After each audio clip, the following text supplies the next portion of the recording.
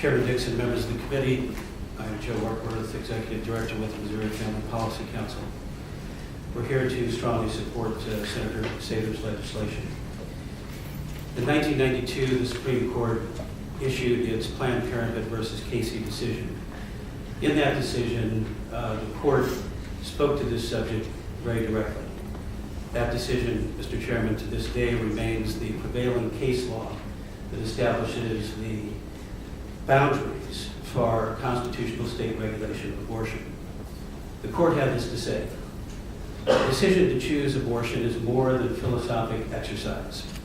Abortion is a unique act, is an act fraught with consequences for others, for the woman who must live with the implications of her decision, for the spouse, family, society, which must confront the knowledge that these procedures exist, procedures some deem nothing short of an act of violence against human life, and the consequence, depending on one's belief, is life or potential life that is aborted.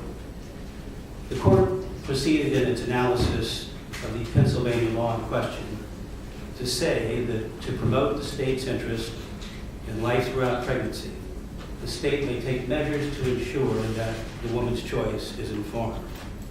And so it was that the court affirmed a number of provisions in the Pennsylvania statute, including the concept of a waiting period.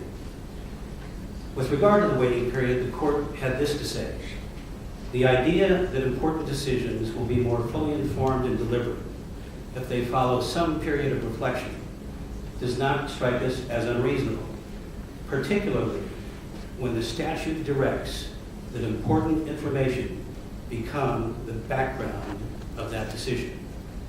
This General Assembly, Mr. Chairman, in 2010 did just that. It adopted one of the most comprehensive informed consent laws on the books in any state of the nation. And in so doing, affirmed exactly what the court said, that the waiting period is a reasonable measure to implement the state's interest in protecting the life of the unborn, a measure that does not amount to an undue burden and thus is constitutional. We believe that Senator Sater's bill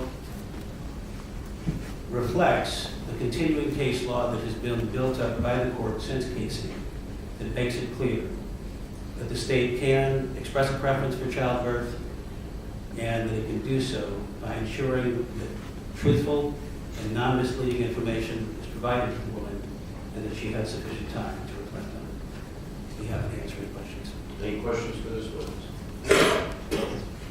Thank you for your testimony. Thank you. The next in opposition.